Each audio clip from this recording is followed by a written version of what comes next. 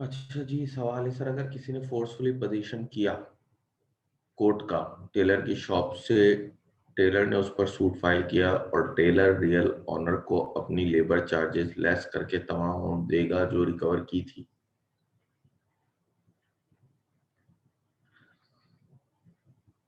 ये सवाल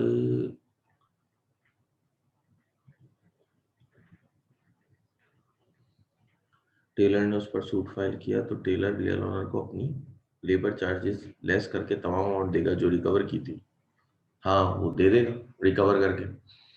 बेसिकली ये आप पढ़ लें रॉन्ग डूअर्स वाला एरिया जो मैंने आपको घर से पढ़ने के लिए दिया था ना, तो ये वहां से लिंक है कि कोई भी रॉन्ग डूअर होता है, कोई भी चीज गलत करता है, ठीक है, तो उस पे बेलर या बेली दोनों जो है वो सूट फाइल कर सकते हैं। अगर कोई भी थर्ड पार्टी इन दोनों के साथ कोई भी हरकत गलत करती है, जैसे कि आपने खुद लिखा कि फोर्सफुली जो है वो टेलर की शॉप से कोई सूट उठा के ले गया, और तो टेलर डायरेक्ट भी सूट फाइल कर सकता है, उसको रियल ऑनर की जरूरत नहीं है, क्योंकि रॉन्ग डूअर्स के खिलाफ बेलर या बेली में से कोई भी सेम अथॉरिटी रखते हैं, सूट फाइल कर देते हैं। ये उसी एरिया से क्वेश्चन था आपका। ठीक है जी। अच्छा।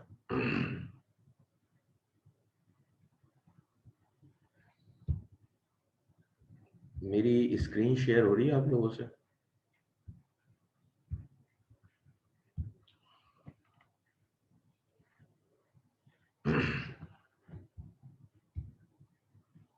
ठीक है। अच्छा, हमने कहाँ तक कर लिया था ये लास्ट क्लास में? बेली हो गया था तकरीबन कंप्लीट, हम प्लेज पे थे।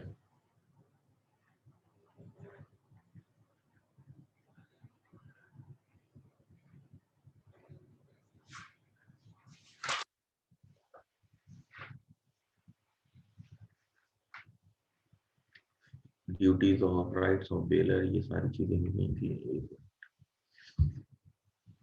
ड्यूटीज ऑफ पॉनी हो गया था। ठीक है, उसके बाद से करते हैं।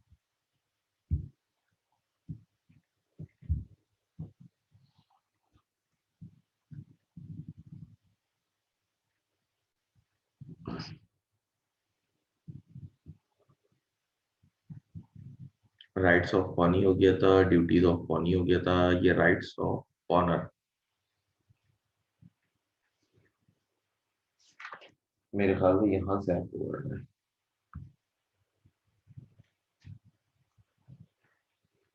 यहीं से स्टार्ट करना। ठीक है। हाँ, देखिए जी, सबसे पहले तो राइट्स ऑफ ऑनर क्या है? जो भी पौनी की ड्यूटीज थी सारी की सारी वो ऑनर के राइट्स थे। तो पहली हेडिंग तो ये इन्फोर्समेंट ऑफ पॉनीज ड्यूटीज के, पौनी की जितनी ड्यूटीज थी या प्लेजी की जितनी भी ड्यूटीज थी वो तमाम के तमाम इसके राइट है। यही लिखा हुआ है that duties of the pawnee are the rights of the pawnor. The pawnor can therefore enforce by suit all the duties of pawnee as his rights. For example, if the pawnee makes an authorized sale without giving the notice as required under Section 176, the pawnee can file a suit for redemption of goods, treating the sale as void. Of course, after depositing with the court for the full amount due or for damages for the conversation. Similarly, the pawner has a right to receive the pledged goods back along with the extradition if any on making the payment or stipulated acts so far. ठीक है, वही बात है कि जितने भी वहां पे हमने पौनी के ड्यूटीज पढ़ी थी कि जी वो अनऑथराइज यूज ना करे, ठीक है, प्रोटेक्ट करे चीजों को, वो तमाम के तमाम पॉनर के राइट्स हैं। पॉनर उनको इन्फोर्स कराने के लिए उन राइट उनको एक्सरसाइज कर सकता है बाय कोर्ट ऑफ लॉ कि वो किसी तरह इन्फोर्स हो। ठीक है, इसके अलावा मजीद defaulters pawnee's pawners right to redeem a pawner who defaults in payment of the debt amount at the stipulated date. ठीक है, a pawner who defaults in payment of the debt amount at the stipulated date has a right to redeem the debt at any subsequent time before the actual sale of the goods pledged. Thus, an agreement that the pledge should become irredeemable if it is not redeemed within a certain time would be invalid. Of course, the pawner redeeming after the expiry of the specified time must pay the pawnee in addition any expense which has arisen from his default. देखिए जी, अब बात क्या है, एक बात हमने करी थी कि वहां पे पॉनी जो है वो अपने आप को सेल नहीं कर सकता, लाजमी थर्ड पर्सन। तो यही बेसिकली यहाँ पे राइट की बात हो रही है।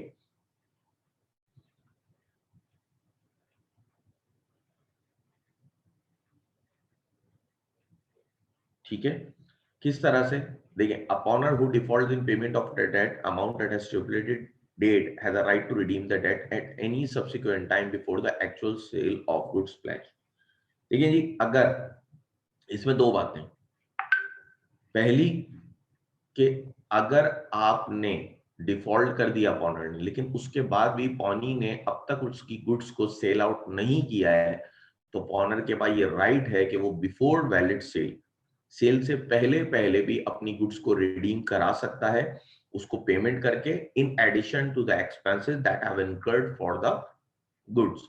ठीक है, कि because in addition of the expenses, in addition to the cost, ठीक है, कि जो भी एक्सपेंसेस कॉस्ट से ज्यादा हुए, ठीक है, कॉस्ट थी एक तो जो आपको अमाउंट देना था, ठीक है, इन एडिशन टू दैट जो भी एक्सपेंसेस मजीद हुए, फॉर एग्जांपल आपने जब डिफॉल्ट किया था तो डिफॉल्ट करने से भी कुछ एक्सपेंसेस हुए होंगे ना, ठीक है, तो जो भी आपकी डिफॉल्ट डेट से लेके सेल्स डेट तक के मजीद एक्सपेंसेस इनकर्ड हुए हैं, वो तमाम के तमाम भी आपको पॉनी को पे करने पड़ेंगे, अपनी गुड्स वगैरह जो भी सिक्योरिटी वगैरह थी उसको वापस लेने के लिए, वो तमाम आप पे करेंगे। दूसरी बात ये है कि ये तो थी वैलिड सेल की बात, कि उसने आपको नोटिस भी दिया, उसके बाद सेल आउट करने जा रहा है।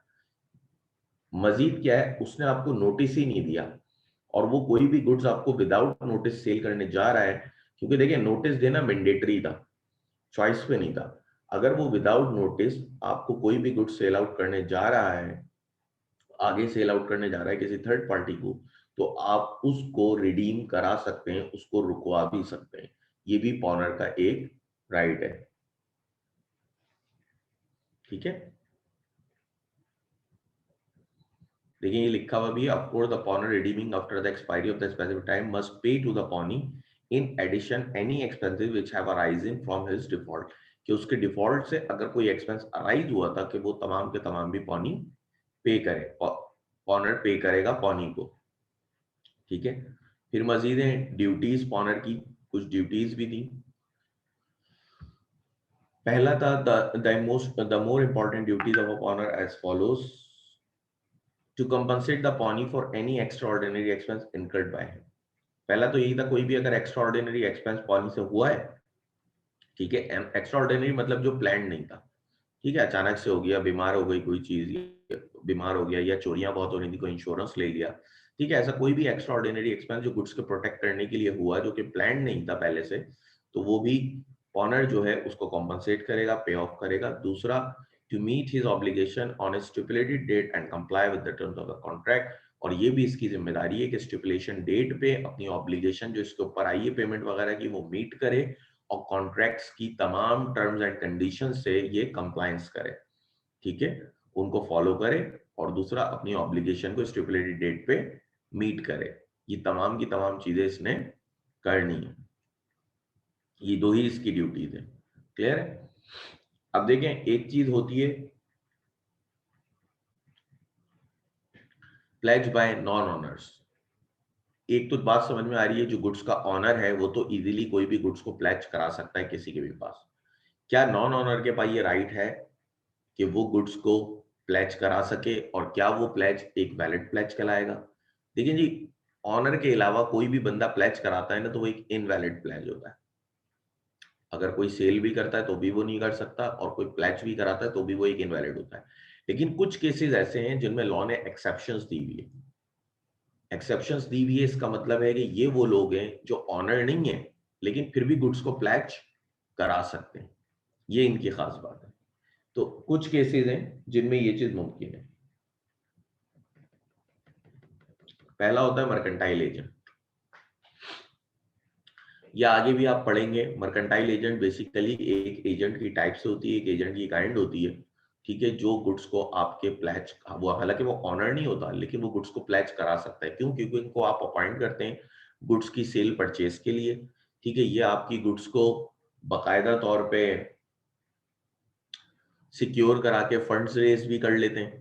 ठीक है, a mercantile agent means an agent having in the customary course of the business as such agent authority either to sell goods और to consign goods for the purpose of sale और to buy goods और to raise money on the security of goods. कह रहे हैं कि ये वो एक एजेंट है जो कि बिजनेस के अंदर आपकी गुड्स को सेल आउट भी करता है, गुड्स आपके बिहाफ पे बाय भी कर रहा होता है, आपकी गुड्स को ये प्लेज करा के फंड्स भी रेज कर लेता है। ठीक है, आपकी गुड्स को ये प्लेज करा के फंड्स भी रेज कर लेता है। तो ये एजेंट भी आपकी गुड्स को प्लेज करा सकता है सिक्योरिटी के तौर पे। A mercantile agent who is with the consent of the owner in possession of the goods or the documents of title of goods can make a valid pledge। अब कह रहे हैं कि हर मर्केंटाइल एजेंट नहीं, वो मर्केंटाइल एजेंट जो कि honour के कॉन्सेंट से पोजीशन हासिल करे। मतलब ऐसा ना हो कि ऑनर को धोखे से चीज ले आए, ऑनर की पोजीशन उसके बाद धोखे से आया, और नहीं, ऑनर के कॉन्सेंट से पोजीशन हासिल करे। दूसरा, या उसके पास गुड्स की तमाम डॉक्यूमेंट्स मौजूद हो, रेलवे रिसिप्ट या बिल ऑफ हेडिंग, जो भी उसके डॉक्यूमेंट्स होते हैं, इनवॉइस वगैरह, वो तमाम की तमाम उसके पास मौजूद हो। Can make a valid pledge of the goods while acting in the ordinary course of business of a mercantile agent. Such pledge will be valid even if the agent had no actual authority to pledge, provided the pawnee acts in good faith and has not at the time of the pledge may notice that the pawner has no authority to pledge। ठीक है, कह रहे हैं कि पहली बात उन्होंने पहले पैरा में क्या कही, उन्होंने कहा कि भाई एक मर्केंटाइल एजेंट वो एजेंट होता है जो आपके बिहाफ पे, प्रिंसिपल के बिहाफ पे गुड्स बाय भी करता है, सेल भी करता है, सिक्योरिटी के तौर पे रखवा के फंड्स भी रेस कर लेता है। ठीक है, ये तमाम चीजें ये करता है।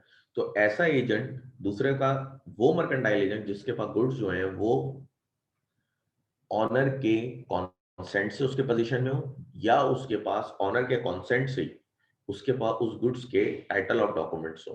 ठीक है, ऐसा ना हो कि उसने ऑनर से चोरी करके निकला या कुछ करा, नहीं, ऑनर के कॉन्सेंट से उसके पास डॉक्यूमेंट हो, ऑनर की मर्जी से उसके पास डॉक्यूमेंट हो, तो वो बिल्कुल एक वैलिड प्लेज करा सकता है, भले प्लेज कराना उसकी अथॉरिटी में हो या ना हो। ये भी याद रखिएगा, ये हम आगे पढ़ेंगे अगले चैप्टर में, अथॉरिटीज ऑफ एजेंट। ठीक है, कि भले प्लेज कराना उसकी अथॉरिटी में हो या ना हो, ठीक है, तो भी वो वैलिड प्लेज करा सकता है, बस शर्त ये कि पौनी को ये बात ना पता हो कि ये इसकी अथॉरिटी में नहीं है, पौनी की इंटेंशन बोनाफाइड हो। ऐसा ना हो कि पौनी ने पता हो पौनी को कि इसकी अथॉरिटी में गुड्स को प्लेज कराना नहीं है, लेकिन उसके बाद भी पौनी जो है वो गुड्स को प्लेज कर दे। ठीक है, ये चीज ना हो। पौनी को हमेशा बोनाफाइड रहना है, एक बोनाफाइड इंटेंशन के तहत वो फिर वैलिड प्लेज होगा। अदरवाइज अगर पौनी उसके साथ मिला हुआ एक मेलाफाइड इंटेंशन कैरी कर रहा हुआ, तो फिर कभी भी एक वैलिड प्लेज नहीं होगा। ठीक है, मजीद आगे इस पैरा में लिखते हैं, it must be noted that a person in bare position of goods can not make a valid pledge. ठीक है, कह रहे हैं कि भाई ये भी याद रखिएगा कि एक वो शख्स जिसके पास सिर्फ पोजीशन हो गुड्स का, वो कभी भी एक वैलिड प्लेज नहीं कर सकता। जैसे कि फॉर एग्जांपल आपने एक सर्वेंट को अपने कुछ सामान दिया, ठीक है, भेजने के लिए कहीं, वो रास्ते में उसको प्लेज करा ले, ठीक है, या आपने सेफ कस्टडी के लिए किसी को दिया, वो उसको प्लेज करा ले, ठीक है, या आपसे किसी ने आपका मोबाइल स्नैच किया और फिर वो उसको प्लेज करा ले। पोजीशन तो आ रहा है ना, पोजीशन आने का हरगिज मतलब ये नहीं है कि आपके पास एक वैलिड प्लेज आप करा सकते हैं। क्यों? क्योंकि आपका पोजीशन वैलिड नहीं है। पोजीशन हमेशा जब भी लेना है आपको ऑनर के कॉन्सेंट से लेना है। ठीक है, दूसरा, सिर्फ पोजीशन होना काफी नहीं होता, आपको एजेंट होना भी काफी होता है। ठीक है, आप कोई नौकर है, पोजीशन तो दे रहे हैं आप गुड्स का उसको कि यार इसको थोड़ा देखभाल करना, चीज को मैं शहर से बाहर जा रहा हूँ, पोजीशन आपने दिया है, लेकिन अथॉरिटीज तो नहीं है ना, वो आपका एजेंट नहीं है, वो नौकर है, सर्वेंट है, फर्क है दोनों में। ठीक है, वो आपका सर्वेंट है, वो आपका एजेंट नहीं है। ठीक है, तो मर्केंटाइल एजेंट भी होना जरूरी है, सिर्फ पोजीशन लेने से एक वैलिड प्लेज नहीं कर सकते।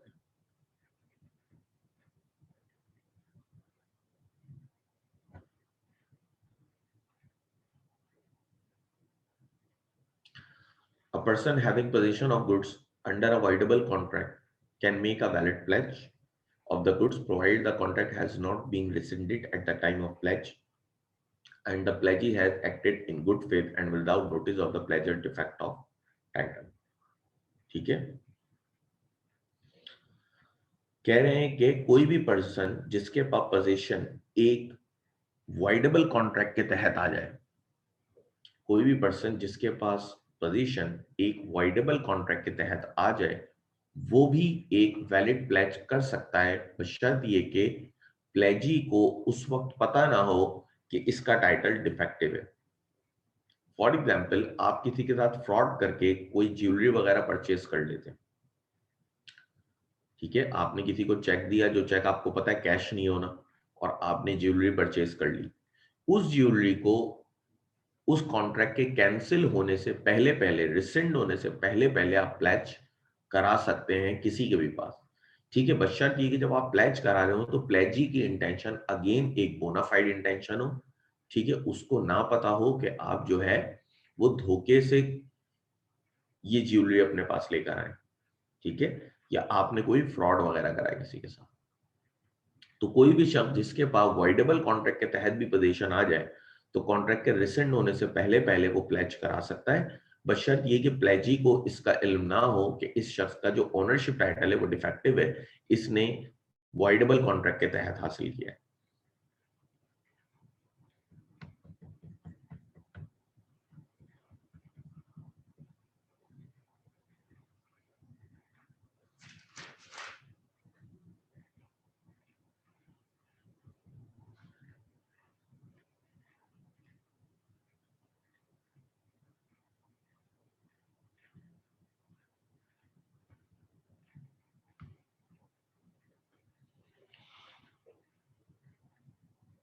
Where a person pledger having limited interest, कहते हैं where a person pledges goods in which he has only limited interest, the pledge is valid to the extent of that interest. Thus, a person having a lien over the goods may pledge them to the extent of his interest. देखिए जी, basically आपके पास एक goods है, ठीक है, आपके पास एक शख्स ने एक सूट दिया सिलने के लिए, स्टिच होने के लिए, आपके पास सूट दिया स्टिच होने के लिए, ठीक है, उसने चार्जेस बताया आपको 150, ठीक है, चार्जेस बताया आपको 150। अच्छा जी, आपने क्या करा, सूट सिल गया पूरा, लेकिन आप उसको पेमेंट नहीं कर रहे, आप उसको पेमेंट नहीं कर रहे, तो मुझे एक बात बताएं, उस सूट में उसका इंटरेस्ट कितना है? 150 रुपए का ही है, कि उसको 150 रुपए चाहिए। तो यहाँ पे वो क्या करेगा, वो बेसिकली आपका सूट प्लेज भी करा सकता है किसी के पास, और प्लेज करा के एक अमाउंट ले सकता है, लेकिन उसको प्लेज कराना है लिमिटेड इंटरेस्ट के तहत। जैसे कि फॉर एग्जाम्पल, अगर वो प्लेज कराता है, ठीक है, तो वो प्लेज 300 रुपए का करा लेता है, तो आप 150 रुपए देके भी अपना सूट वापस ले सकते हैं, क्योंकि 300 एक्सेस है, 150 पे बात हुई थी। यही एग्जाम्पल लिखे देंगे, A delivers a suit length to B the tailor master for making a suit and agrees to pay 1500 as sewing charges. B pledges the suit with C for 3000.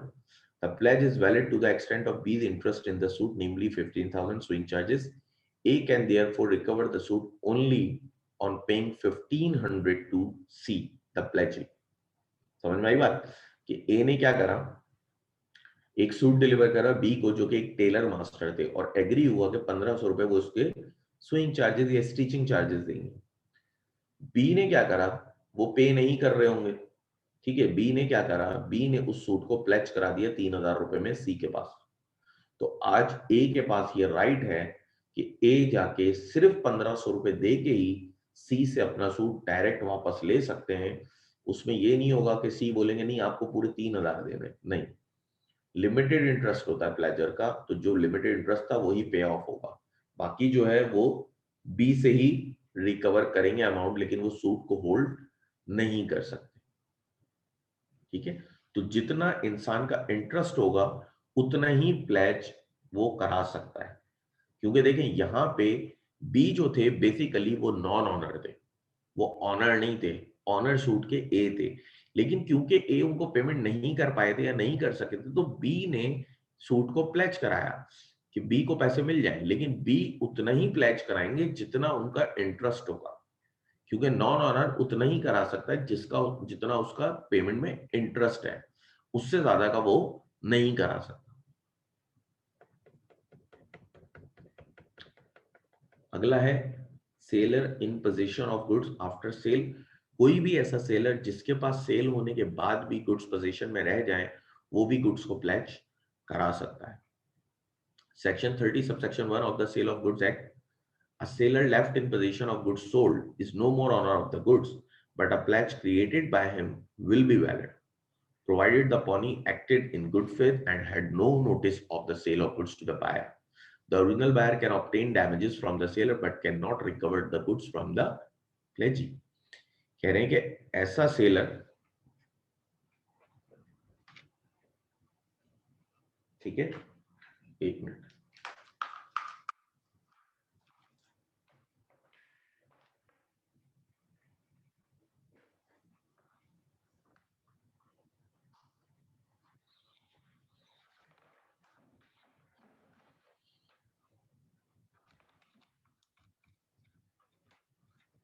कह रहे हैं कि ऐसा सेलर जिसके पास गुड्स सेल होने के बाद भी पोजीशन में, देखिए जब सेल होती है ना तो ओनरशिप चेंज हो जाती है, याद रखिएगा, from seller to buyer move कर जाती है ओनरशिप। तो अगर कोई सेलर जब सेल कर देता है ना तो फिर वो उस गुड्स का ऑनर नहीं रहता, वो मालिक नहीं होता। अगर कोई भी ऐसी सेल जिसमें सेलर के पास पोजीशन रह जाए, ठीक है, सेल होने के बाद भी, फॉर एग्जाम्पल आपने एक कार परचेज करी और आपने कार परचेज करने के बाद उसको कहा यार मैं 2 दिन बाद डिलीवरी लूंगा, उस 2 दिन के अंदर सेल आपकी हो चुकी है, ओनरशिप उसकी नहीं है अब, लेकिन पोजीशन उसके पास था, उस 2 दिन के अंदर वो उस गुड्स को प्लेज करा सकता है किसी के भी पास, और जिसके पास भी प्लेज कराएगा आप उससे रिकवर नहीं कर सकते। हाँ, वो अलग बात है कि आप सेलर पे डैमेजेस क्लेम कर सकते हैं, ठीक है, उससे आप डैमेजेस हासिल कर सकते हैं कि भाई ओनरशिप तो तुम्हारी थी ही नहीं, लेकिन जो वो प्लेज कराएगा ना वो बिल्कुल एक वैलिड प्लेज हो, वो काबिल कबूल है लॉ में, उसको मना नहीं है, वो प्लेज बिल्कुल करा सकता है आपकी गुड्स, क्योंकि वो एक ऐसा सेलर है जिसके पास गुड्स सेल होने के बाद भी पोजीशन में है। लेकिन अगेन वही बात कि जिसको भी वो प्लेज करेगा तो प्लेजी की जो इंटेंशन है, ठीक है, पौनी पौनी की जो इंटेंशन है भाई, वो जो है बोनाफाइड हो, पौनी को सेल के बारे में ना पता हो कि ये अब इसका ऑनर नहीं रहा, ठीक है, ये इसका ऑनर अब नहीं रहा, तो ऐसी चीज ना हो कि उसको सेल के बारे में ना पता, ठीक है। अगला है buyer in position of goods under an agreement to sell. Agreement to sell होता है कि आप फ्यूचर में कोई भी चीज खरीद रहे, आपने एग्रीमेंट कर लिया है, ठीक है, एग्रीमेंट टू बाय कह लें, एग्रीमेंट टू सेल कह लें, कि आप फ्यूचर में किसी से कुछ खरीदेंगे, एग्रीमेंट आपने आज किया है। So where a buyer under an agreement to sell, wherein the goods to become the property of the buyer on fulfillment of certain condition or an expiry of some time, obtains possession of goods within the seller consent before the payment of price and pledges them, the pledge is valid, provided the pledgee acted in good faith and no notice of the pledger's defect in the title of goods pledge. It may be mentioned that an under agreement to sell, the ownership remains with the seller until the agreement to sell becomes a sale by fulfillment of। देखिए, एक होती है cell जो उसी वक्त हो जाती है, एक होता है एग्रीमेंट टू सेल कि हम फला तारीख को आपसे ये चीज परचेज कर लेंगे। ऐसा कोई एग्रीमेंट होता है तो एग्रीमेंट टू सेल में कभी भी ओनरशिप उस वक्त ट्रांसफर नहीं होती जब तक कि रियल सेल इनकर ना हो जाए, ठीक है, ये कुछ कंडीशंस आपकी पूरी ना तब तक ट्रांसफर नहीं होती। कोई भी ऐसा बायर जिसके पास पोजीशन सेल होने से पहले पहले आ जाए, वो उस गुड्स को जाके भी प्लेज करा सकता है, प्रोवाइडेड कि प्लेजी की जो इंटेंशन है वो बोनाफाइड। अगले को ये बात ना पता हो कि ये जो है बायर ये दर हकीकत ऑनर नहीं है, ठीक है, ये दर हकीकत ऑनर नहीं है, ये बात अगले को ना पता हो। फॉर एग्जाम्पल आपने किसी से कार ली, क्या यार मैं खरीदूंगा, 3 दिन बाद पेमेंट करूंगा, 3 दिन में इसको चेक करूंगा, आप लेकर आए, सारी चीजें आपने करी, पोजीशन भी आपने वैलिड लिया, कॉन्सेंट से लिया, चोरी नहीं करी, फिर आपने लाके उस गुड्स को थर्ड पार्टी को प्लेज करा दिया। अब थर्ड पार्टी को भी नहीं पता कि आप ऑनर नहीं है, लेकिन अगर वो प्लेज कर लेती है तो ये बिल्कुल एक वैलिड प्लेज है। वो अलग बात है कि सेलर आप पे डैमेज क्लेम कर दे, वो अलग चीज है, लेकिन यहाँ पे आपका प्लेज जो है वो बिल्कुल एक वैलिड प्लेज है। तो दोनों का प्लेज वैलिड होता है। वो सेलर जिसके पास सेल होने से के बाद भी पोजीशन रह जाए, या वो बायर जिसके पास सेल होने से पहले पोजीशन आ जाए? एक क्वेश्चन है। पोजीशन सेल से पहले हो गई ना, आपने कहा मैं कार चेक करता हूं, 2 दिन बाद आपको पेमेंट करूंगा, ठीक है, मैं 2 दिन बाद बताऊंगा कि मैं ये खरीदूंगा कि नहीं खरीदूंगा, और आप पोजीशन लेकर आए हैं कि चेक करूंगा, तो आपके पास पोजीशन तो है ना, ठीक है, आपके पास पोजीशन आ गया। जब आपके पास पोजीशन आ गया तो इसका मतलब अभी सेल नहीं हुई, लेकिन पोजीशन आपने हासिल कर लिया।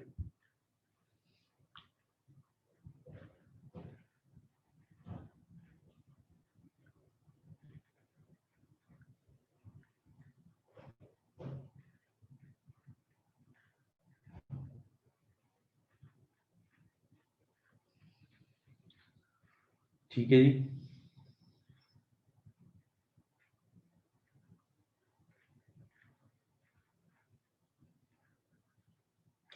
Where there are several joint owners, अगला है co-owner in position. Co-owner का मतलब एक से ज्यादा ओनर थे, जॉइंट ओनरशिप थी। When there are several joint owners of goods, one of the co-owners in sole possession thereof, with the consent of other co-owner, make a valid pledge. अगर goods एक है, ऑनर जो है वो एक से ज्यादा है, लेकिन एक शख्स के पोजीशन में रहता है बाकियों के कॉन्सेंट से, तो जिसके पोजीशन में वो भी गुड्स को प्लेज करा सकता है, वो भी एक बिल्कुल वैलिड प्लेज होगा। जैसे कि फॉर एग्जाम्पल एक कार थी जो मेरी और मेरे भाई की मिला के थी, ठीक है, हम उसके को ऑनर थे, लेकिन मैं जो है वो पोजीशन में मेरे भाई की मर्जी से मेरे पोजीशन में ही रहती थी, मेरे घर में खड़ी रहती थी, तो मैं उस गुड्स को जाके प्लेज करा सकता हूँ। ऑल्दो मेरे भाई ने प्लेज के लिए कॉन्सेंट नहीं दिया, लेकिन तब भी मैं बिल्कुल एक वैलिड प्लेज करा सकता हूँ, क्योंकि मेरे पास पोजीशन मेरे भाई की कॉन्सेंट से था, ठीक है।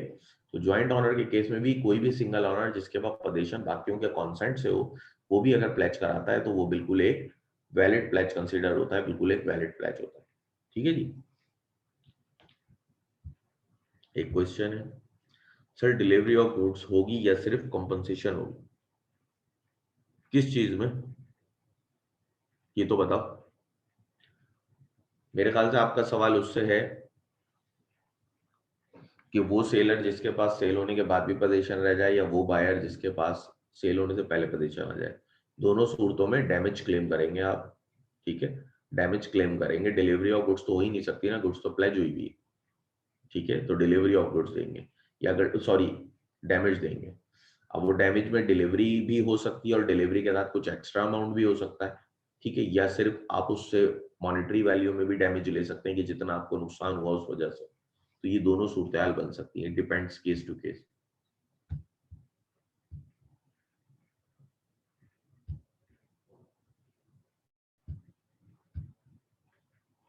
ठीक है। इस सवाल से किसी को कुछ पूछना है तो पूछ लें, वरना हम अपने नेक्स्ट चैप्टर की तरफ चलते हैं।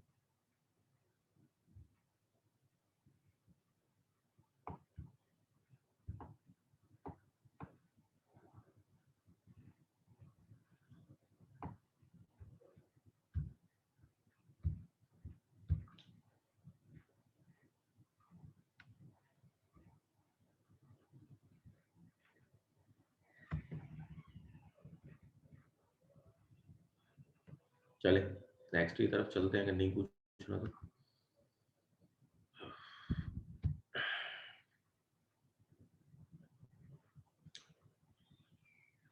अच्छा जी, चैप्टर नंबर 15 जो है ये हमारे कोर्स का लास्ट चैप्टर है, सॉरी कॉन्ट्रैक्ट एक्ट का लास्ट चैप्टर है, और काफी बड़ा चैप्टर भी है, ठीक है, बाकियों के मुकाबले में काफी बड़ा है। दूसरी बुक्स में आप देखेंगे तो ये काफी छोटा भी लिखा हुआ है, बल्कि बहुत ही छोटा लिखा हुआ है, लेकिन इस किताब में ये सबसे बड़ा चैप्टर यही है आपके पास, एजेंसी, ठीक है। आसान सा चैप्टर है, कोई इतना मुश्किल नहीं है, बस ये है कि लेंथी चैप्टर है, और कॉन्ट्रैक्ट एक्ट का लास्ट चैप्टर भी है। इसके बाद हमारा कॉन्ट्रैक्ट एक्ट खत्म हो जाएगा। ये खत्म होगा तो फिर इसके जो एमसीक्यूज है मैं वो आप लोगों को व्हाट्सएप कर दूंगा, उसको सॉल्व कर लीजिएगा, इंडिपेंडेंटली सॉल्व करिएगा, किसी से पूछने की जरूरत नहीं है, पीछे से देखने की जरूरत नहीं है। पहले आप पूरे 15 चैप्टर पढ़ेंगे, उन 15 चैप्टर को पढ़ने के बाद सॉल्व करिएगा, ये मैं आप लोगों से गुजारिश करूंगा, क्योंकि अगर आप देख के सॉल्व करेंगे कोई फायदा नहीं, आप अपने आप से धोखा करेंगे, पेपर में ये चीजें अलाउ नहीं होती तो वो काम करना ही नहीं चाहिए, ठीक है। क्योंकि टेस्ट में फेल होना उससे बहुत बेहतर होता है कि आप पेपर में फेल हो जाए। तो आप उसको अकेले में वर्क करिएगा और फिर उसके बाद हम जो है उस टेस्ट पेपर को पूरा डिस्कस भी करेंगे कि आपको क्या सोच के एमसीक्यूज मार्क करना चाहिए था और आपने क्या सोच के उसको मार्क कर दिया। उसमें केसेस भी होंगे और मुख्तलिफ आपके जो हैं डेफिनेशंस भी आ सकती हैं, केसेस भी होंगे और एक कंप्लीट टेस्ट बना हुआ है, उसमें हर तरह से एमसीक्यूज है। इसी तरह जब अगला एक्ट खत्म होगा तो मैं उसके भी एमसीक्यूज आपको दे दूंगा। देखिए जी, definition of agent and principal. ठीक है, कॉन्ट्रैक्ट ऑफ एजेंसी में क्या होता है, थोड़ा सा मैं आपको ओवरव्यू देता हूँ कि एक एजेंसी बन जाती है जिसमें एक प्रिंसिपल होता है, एक एजेंट होता है, एजेंट प्रिंसिपल के बिहाफ पे काम करता है। अब इस चैप्टर में हम पढ़ेंगे कितनी तरह से एजेंसी बन सकती है, ठीक है, क्या क्या उसके एजेंट की अथॉरिटीज होती हैं, क्या क्या उसकी ड्यूटीज हैं, क्या राइट्स हैं, क्या प्रिंसिपल की ड्यूटीज हैं, क्या उसके राइट्स हैं। ठीक है, इसके अलावा एजेंसी किस किस तरह से खत्म हो जाएगी। ठीक है, फिर एजेंट सर्वेंट में क्या फर्क है और मुख्तलिफ तरह की चीजें हम पढ़ेंगे। So the two terms agent and principal have been defined in section 182 of the Contract Act as follows. ठीक है, दोनों terms देख लेते हैं।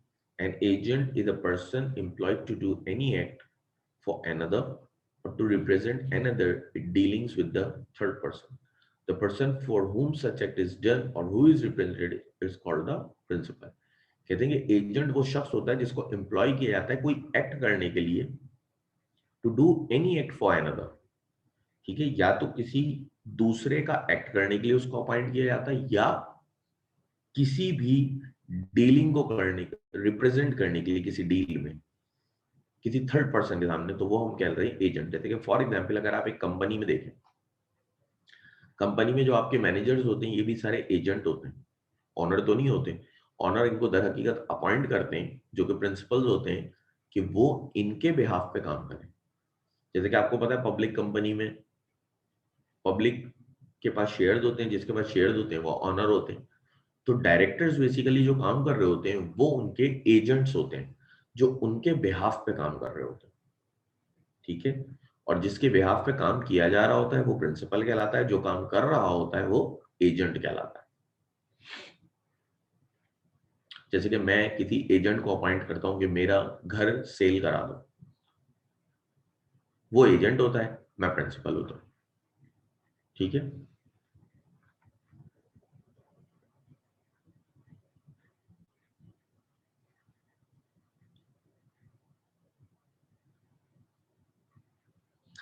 इसके लास्ट पैरा में देखिए लिखा है, it will be seen that under a contract of agency the agent is authorised to establish privity of contract. Privity of contract अगर आपने रिपीट किया हुआ हो तो आपको याद है हमने पढ़ा था कि only contractual party can sue each other, कि सिर्फ कॉन्ट्रेक्चुअल पार्टी ही एक दूसरे को सूट फाइल कर सकती है। ठीक है, कि सिर्फ कॉन्ट्रेक्चुअल पार्टी ही एक दूसरे को सूट फाइल कर सकती हैं। ये बात हमने प्रिविटी ऑफ कॉन्ट्रैक्ट में डिस्कस की थी। तो एजेंट क्या करता है, एजेंट भी बेसिकली प्रिंसिपल और थर्ड पार्टी के बीच में प्रिविटी ऑफ कॉन्ट्रैक्ट को एस्टैब्लिश करा सकता है कि डायरेक्ट थर्ड पार्टी प्रिंसिपल के ऊपर भी सूट फाइल कर सकती है और डायरेक्ट प्रिंसिपल भी थर्ड पार्टी के ऊपर सूट फाइल कर सकता है।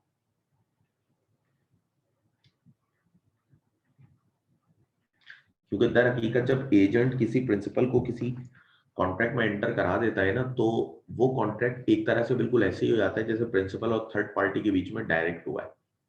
ठीक है, तो privity of contract basically create करा देता है कि उन दोनों को कॉन्ट्रेक्चुअल पार्टी बना देता है।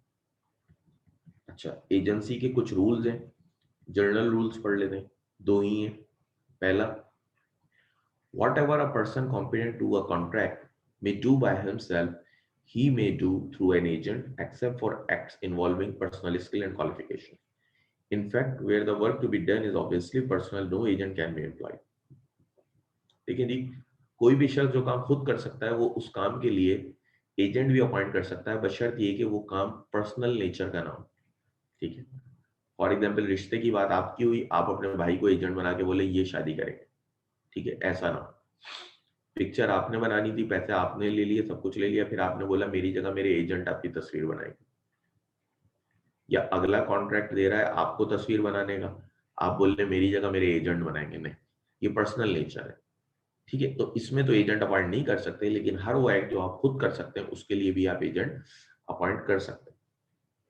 फॉर एग्जाम्पल, आपने गुड्स डिलीवर्ड करनी थी, खुद से आपने नहीं करी, आपने कहा मेरे एजेंट आपको डिलीवर कर देंगे। ठीक है, तो ये तमाम चीजें आप कर सकते हैं।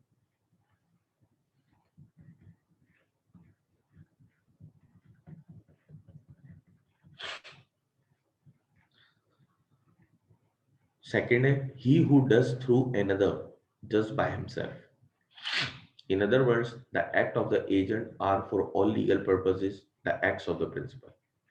दूसरा रूल ये है कि एजेंट का हर एक्ट लीगल पर्पसेस के लिए वैसा ही है जैसा कि प्रिंसिपल ने खुद किया। He who does through another does by himself. दूसरे से करा हुआ काम भी बिल्कुल वैसे ही कहलाएगा जैसे कि आपने खुद किया हो।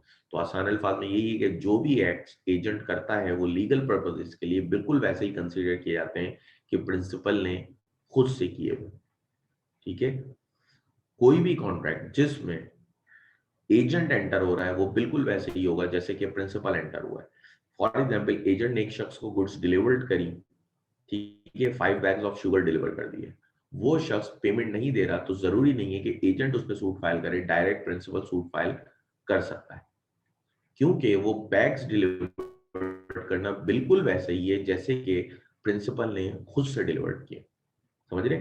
तो इसी तरह एजेंट का कोई एक्ट होगा उसका भी जिम्मेदार प्रिंसिपल होगा। अगर एजेंट कोई गलती करता है तो कॉम्पनसेशन प्रिंसिपल से लिया जाएगा और बिल्कुल प्रिंसिपल को देना पड़ेगा, क्योंकि एजेंट के हर एक्ट का जिम्मेदार वैसे ही प्रिंसिपल है जैसे कि वो खुद से वो एक्ट कर रहा है। ठीक है, क्लियर है? तो दो ही जनरल रूल है। पहला आपके पास क्या था कि कोई भी काम जो आप खुद से कर सकते हैं उसके लिए आप एजेंट अपॉइंट कर सकते हैं, हर एक्ट के लिए आप एजेंट अपॉइंट कर सकते हैं, बशर्त ये कि वो एक्ट पर्सनल नेचर का ना हो। ठीक है, किसी आपको तस्वीर बनानी थी, आप बोले नहीं ये बनाएंगे, पर्सनल नेचर का ना हो। दूसरी बात, आपका एक्ट बिल्कुल वैसे ही कंसीडर किया जाएगा जैसे कि वो एक्ट प्रिंसिपल ने खुद किया। तो अगर कोई क्लेम आता है तो वो भी प्रिंसिपल ने पे करना है, और किसी से रिकवरी वगैरह करनी है तो वो भी वो डायरेक्ट कर सकता है, क्योंकि हमने तो पहले ही बात कर ली कि agent basically privity of contract create करा देता है प्रिंसिपल और थर्ड पार्टी के बीच में। अब है टेस्ट ऑफ एजेंसी, कि एजेंसी को टेस्ट करेंगे कि एजेंसी कब एग्जिस्ट करना शुरू हो गई है। ठीक है, एजेंसी की एग्जिस्टेंस को टेस्ट करेंगे कि एजेंसी कब से एग्जिस्ट करने लगी। देखिए, agency exist whenever a person has authority to act on behalf of other and to create contractual relation between that other and third person, when this kind of power is not enjoyed, the relationship is not one of the agency.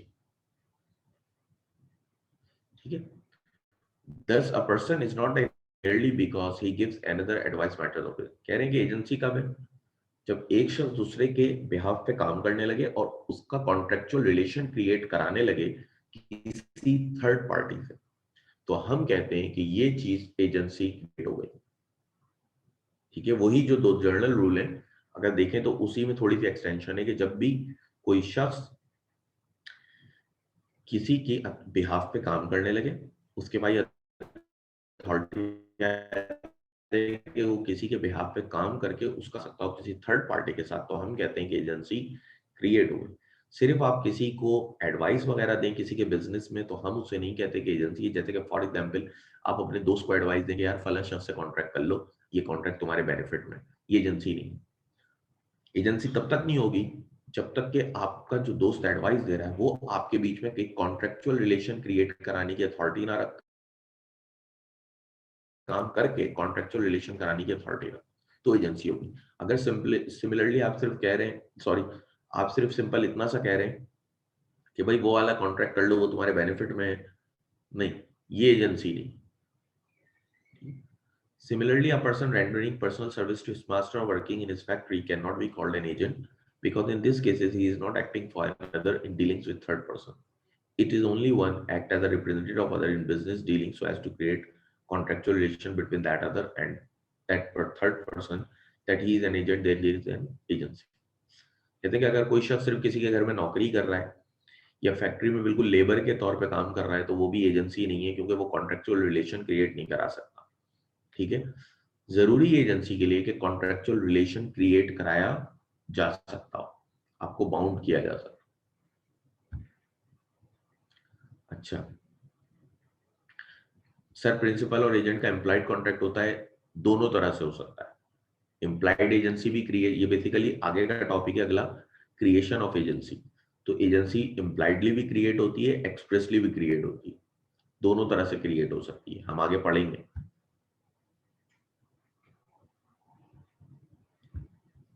अच्छा, test of agency दोबारा सुन लें कि test of agency क्या है, कि जब हम ये देखेंगे एजेंसी का टेस्ट कब होगा कि हाँ इस जगह एजेंसी एग्जिस्ट कर रही है, जब हम देखेंगे कोई भी शख्स दूसरे के बिहाफ पे काम करके उसको किसी कॉन्ट्रेक्चुअल रिलेशन में बाउंड करने की अथॉरिटी रख रहा है, तो हम कहेंगे कि ये एजेंसी क्रिएट हो गई। जैसे कि फॉर एग्जाम्पल एक शख्स आपके घर में नौकरी कर रहा है, सफाई करने आता है, ठीक है, वो जो सफाई करने वाला है वो आपको एजेंसी नहीं है, वो सिर्फ आपका एक नौकर है। क्यों? क्योंकि वो आपको किसी कॉन्ट्रेक्चुअल रिलेशन में नहीं ला सकता। इसी तरह फैक्ट्री में अगर कोई लेबर है बिल्कुल, ठीक है, अगर बिल्कुल एक कोई लेबर काम कर रहा है तो फिर वो भी एक एजेंट नहीं है, क्योंकि लेबर जो है वो ऐसा थोड़ी है कि किसी कॉन्ट्रेक्चुअल रिलेशन में आपको लाने की अथॉरिटी रख रहा है। नहीं, जरूरी है कि कोई भी शख्स जो आपके बिहाफ पे काम करे और आपको कॉन्ट्रेक्चुअल रिलेशन में ला सकता हो किसी, तो वही एजेंसी होगी, अदरवाइज वहां एजेंसी नहीं हो।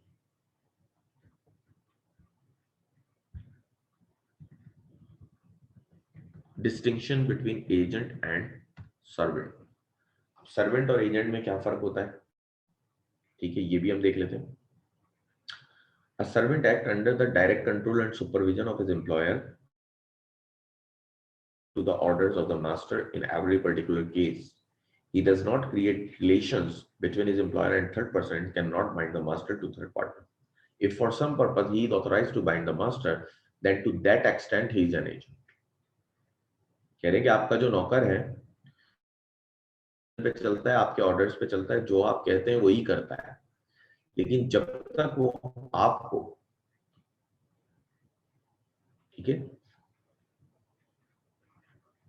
लेकिन जब तक वो आपको किसी भी लीगल रिलेशन में लाने की अहलियत नहीं रखता कि आपको वो बाउंड करा सके किसी थर्ड पार्टी के साथ किसी लीगल रिलेशन में, तब तक वो आपका एजेंट नहीं है। अगर किसी नौकर के पास ये अथॉरिटी है तो उस अथॉरिटी तक वो आपका एजेंट बन जाएगा, ठीक है। लेकिन अदरवाइज जो शख्स आपकी सिर्फ डायरेक्शन पे चल रहा है आपके फुल कंट्रोल में, वो आपका एजेंट नहीं कहलाता, वो आपका सर्वेंट कहलाता है। उसकी वजह यही है क्योंकि वो आपको किसी कॉन्ट्रेक्चुअल रिलेशन में नहीं ला सकता। अगर तो वही जगह वो आपका सर्वेंट नहीं कहलाएगा, वो आपका फिर एजेंट कहलाएगा, ठीक है। नेक्स्ट है पैरा में, an agent is not subject to the direct control supervision of the principal. पहली बात तो ये कह दी कि कभी जरूरी नहीं है कि एजेंट जो हो वो आपकी सुपरविजन में हो या डायरेक्ट कंट्रोल में हो प्रिंसिपल की। He is often a large discretion to act within the scope of his authority. A principal directs the agent as to what is to be done, while a master has a further right to direct how the work is to be done. Thus, a very minute difference exists between the two. Further, an agent is appointed to bring the principal into a contractual relation with the third party. लेकिन एक दूसरी बात उन्होंने कही कि agent के लिए जरूरी नहीं कि वो आपकी डायरेक्ट सुपरविजन में हो या आपके कंट्रोल में हो, ठीक है। एजेंट की अपनी एक अथॉरिटी होती है जो उसको अथोराइज की जाती है प्रिंसिपल की तरफ से, जिसमें प्रिंसिपल बोलता है मुझे क्या क्या चाले करना है, तुम्हें क्या क्या करना है, ठीक है। लेकिन अगर हम एक नौकर की बात करें तो उसको आप बताएंगे भी कि तुम्हें कैसे करना है। एजेंट को आप सिर्फ बोलते हैं तुम्हें क्या करना है, काम बता देते हैं, वो खुद अपने तरीके से करता है, ठीक है। लेकिन नौकर को आप बताएंगे, जैसे फॉर एग्जाम्पल मुझे घर बिकवाना है, मैं क्या बोलूंगा, अपनी रिक्वायरमेंट बताऊंगा कि यार मुझे अपना ही घर से ही करना है, तुम कैसे भी कराओ, मैं मुझे नहीं मसला, एजेंट अपने तरीके से करेगा। लेकिन अगर मेरा नौकर है उसको मैं बताऊंगा फलन शख्स के पास जाओ, उनसे बात कर कर आओ, फलन शख्स के पास जाओ, उनसे बात कर कर आओ, ये करो वो करो, ठीक है। डायरेक्ट कंट्रोल ये होता है कि आप किसी को बताएं कि how the work is to be done, कि ये काम करना कैसे है। लेकिन एजेंट को आप सिर्फ बताते हैं कि बस ये काम करना है, तरीका भले तुम्हारा हो, ठीक है। तो जरूरी नहीं है कि एजेंट आपके डायरेक्ट कंट्रोल में हो या सुपरविजन में हो, ठीक है। एजेंट की एक अथॉरिटी होती है जो उसकी बाकायदा आपने एक स्कोप डिफाइन किया हुआ था, उस स्कोप के अंदर रह के वो काम कर रहा होता है। और एजेंट, मजीद बात यह है कि एजेंट आपको कॉन्ट्रेक्चुअल रिलेशन में लाता है, सर्वेंट आपको कॉन्ट्रेक्चुअल रिलेशन में नहीं ला सकता। एक क्वेश्चन है,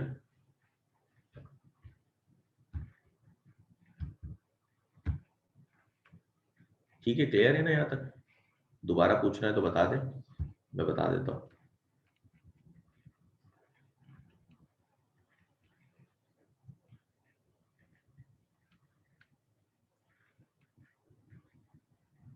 अच्छा मजीद एक क्वेश्चन है, क्वेश्चन नहीं है भाई।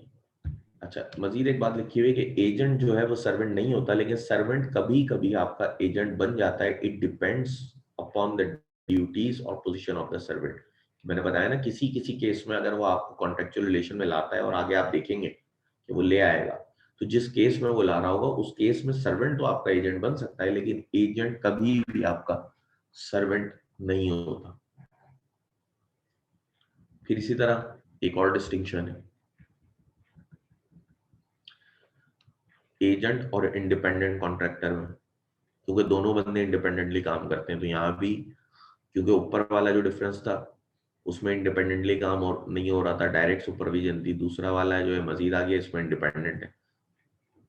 इनके बीच में भी डिफरेंस करना बहुत जरूरी है। An independent contractor is one who is employed to perform certain specified work, but the manner and means of performance are entirely left to his discretion. पहले तो डिफाइन करा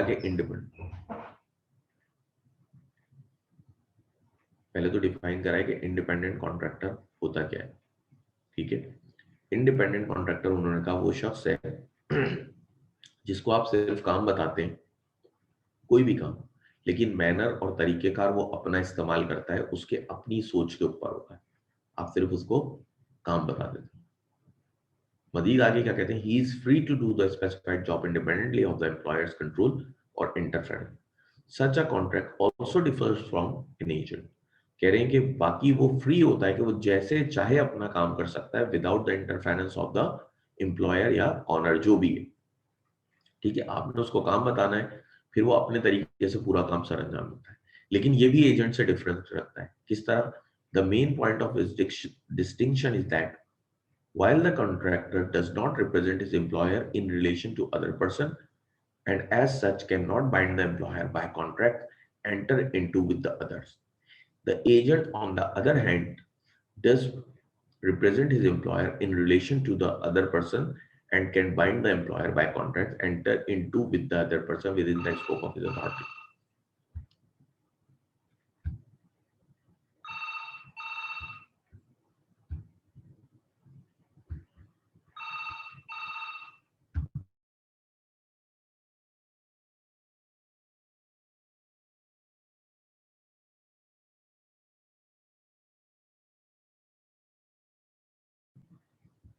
ठीक है जी,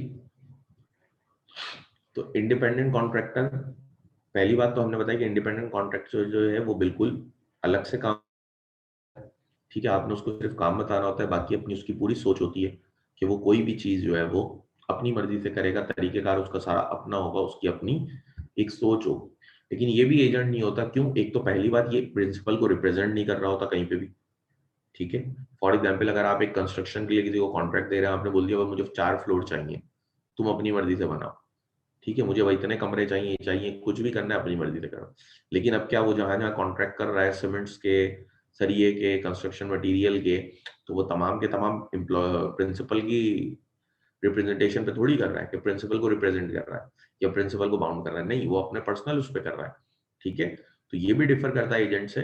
इसका एक पॉइंट तो मिलता है कि चलो दोनों इंडिपेंडेंटली काम कर रहे हैं, लेकिन दूसरा पॉइंट क्या है, ये डिफर कर रहा है। क्यों? क्योंकि पहली बात ये उसको रिप्रेजेंट नहीं कर रहा, दूसरी बात ये उसको बाउंड भी नहीं कर पाता।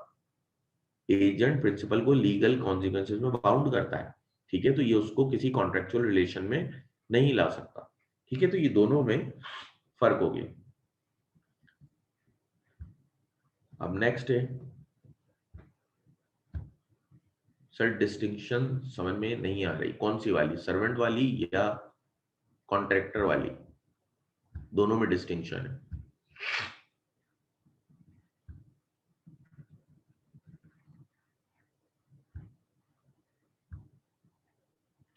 कोई इंडिपेंडेंट कॉन्ट्रैक्टर पर सूट फाइल करता है तो वो एजेंट पर नहीं होगा भाई। इंडिपेंडेंट कॉन्ट्रैक्टर तो एजेंट है ही नहीं ना, इन्हीं दोनों में तो डिफरेंस है। इंडिपेंडेंट कॉन्ट्रैक्टर आपका एजेंट थोड़ी है।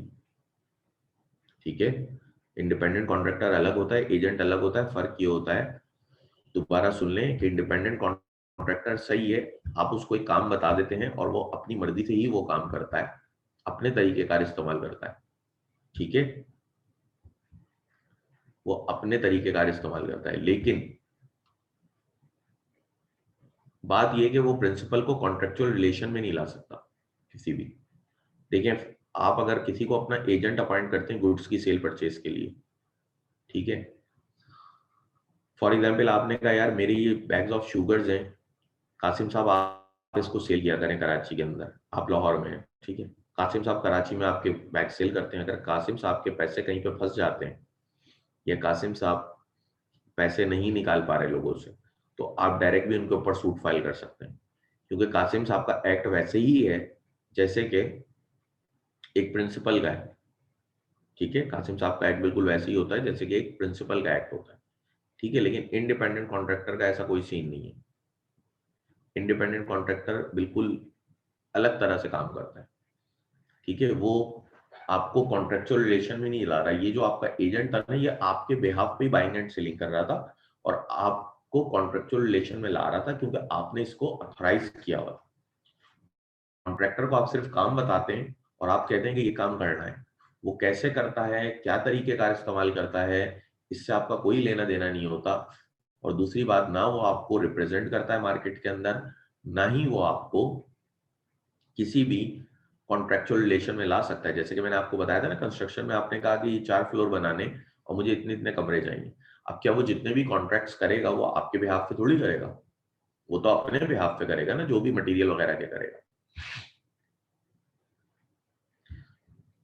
प्रिंसिपल सिर्फ एजेंट के एक्ट का जिम्मेदार होता है। इंडिपेंडेंट कॉन्ट्रैक्टर जब आपका एजेंट ही नहीं है तो उसका जिम्मेदार प्रिंसिपल क्यों होगा, ठीक है।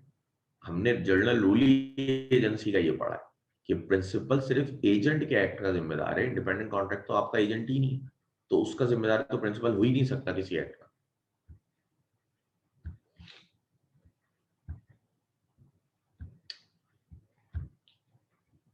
Who may employ an agent?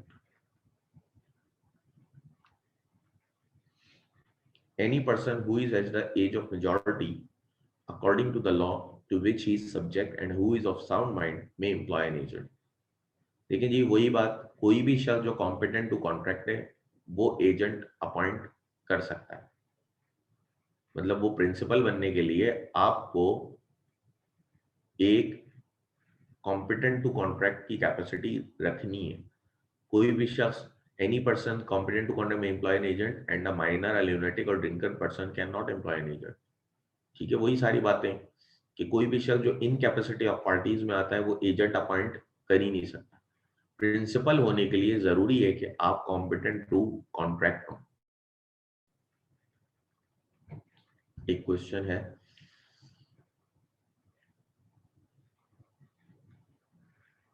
Contractor आपको किसी भी कॉन्ट्रैक्ट के अंदर नहीं ला सकता। टास्क वगैरह छोड़ दें, वो सर्टेन टास्क हो या ना हो, कॉन्ट्रैक्टर कभी भी आपको किसी कॉन्ट्रेक्चुअल रिलेशन में नहीं ला रहा, एजेंट आपको किसी कॉन्ट्रेक्चुअल रिलेशन में ला रहा है।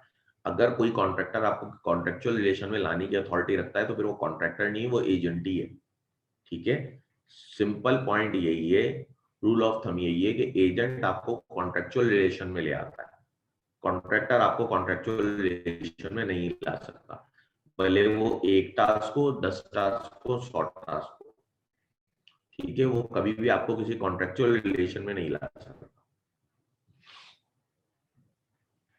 whom employ an agent, ठीक है। तो कोई भी शख्स जो कैपेसिटी ऑफ पार्टीज रखता हो कॉन्ट्रैक्ट हो, वो एजेंट अपॉइंट कर सकता है, ठीक है। कोई भी शख्स करेक्ट है तो वो एजेंट अपॉइंट कर सकता है, होना जरूरी है। Who may be an agent as between the principal and the third person, any person may become an agent. अब देखें,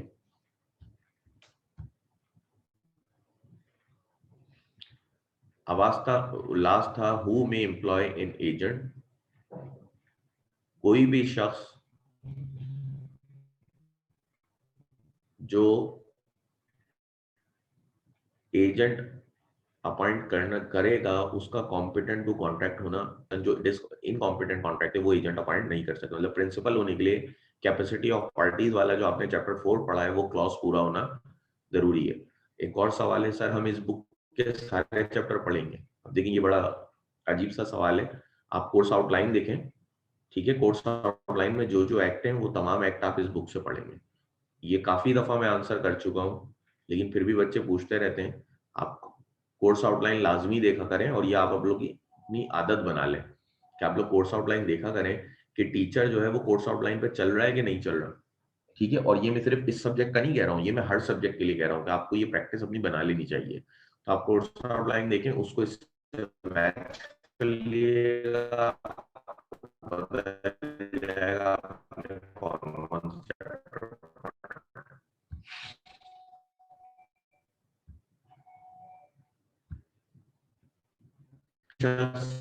एजेंट अपॉइंट कर सकते हैं आप, भले लियोनेटी को कोई भी हो, आप उसको एजेंट अपॉइंट कर सकते हैं। मतलब इनकॉम्पिटेंट पर्सन को भी आप एजेंट अपॉइंट, लियोनेटिक को भी रख सकते हैं, ड्रंकन पर्सन को भी रख सकते हैं, किसी भी शख्स को आप एजेंट अपॉइंट कर सकते हैं।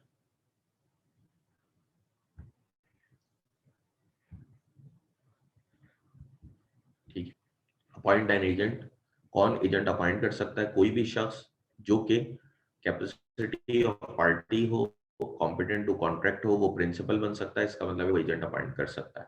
मतलब प्रिंसिपल के लिए शर्त रख दी गई है कि आपको कॉम्पिटेंट टू कॉन्ट्रैक्ट होना जरूरी है, लेकिन एजेंट बनने के लिए ऐसी कोई शर्त नहीं है। किसी को भी आप एजेंट अपॉइंट कर सकते हैं। आप एक माइनर को भी कर सकते हैं, एक ल्यूनेटिक को भी कर सकते हैं, अनसाउंड माइंड को भी कर सकते हैं। किसी भी शख्स को आप एजेंट अपॉइंट, एजेंट के हर एक्ट का जिम्मेदार प्रिंसिपल होता है।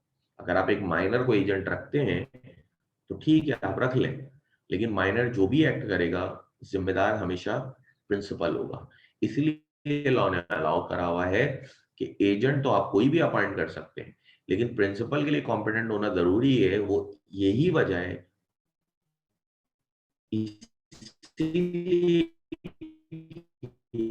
ये है कि प्रिंसिपल सोच समझ के तरीके रैशनल होना चाहिए बंदा। आपको पता होना चाहिए अगर आप एक माइनर को एजेंट अपॉइंट कर रहे हैं तो आपको क्या क्या, ठीक है।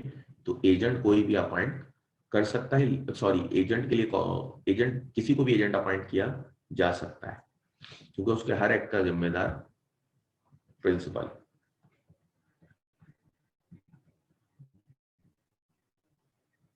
नेक्स्ट है, नो कंसिडरेशन इज नेसेसरी।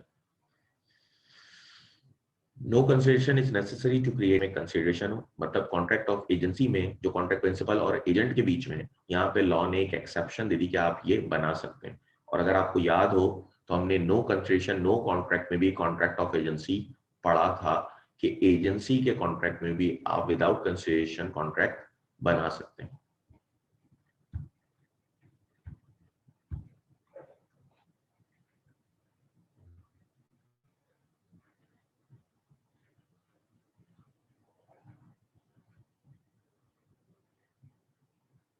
ठीक है,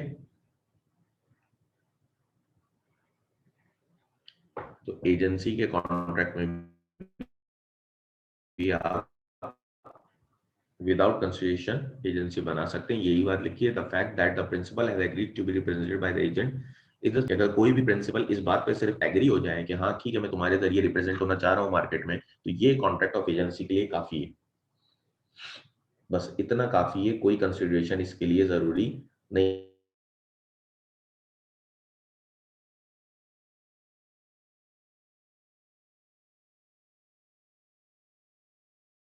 agent to him by the principal, but once he begins the work, he is bound to complete it. Usually, an agent is paid remuneration for his services. कह रहे हैं कि दी देखें,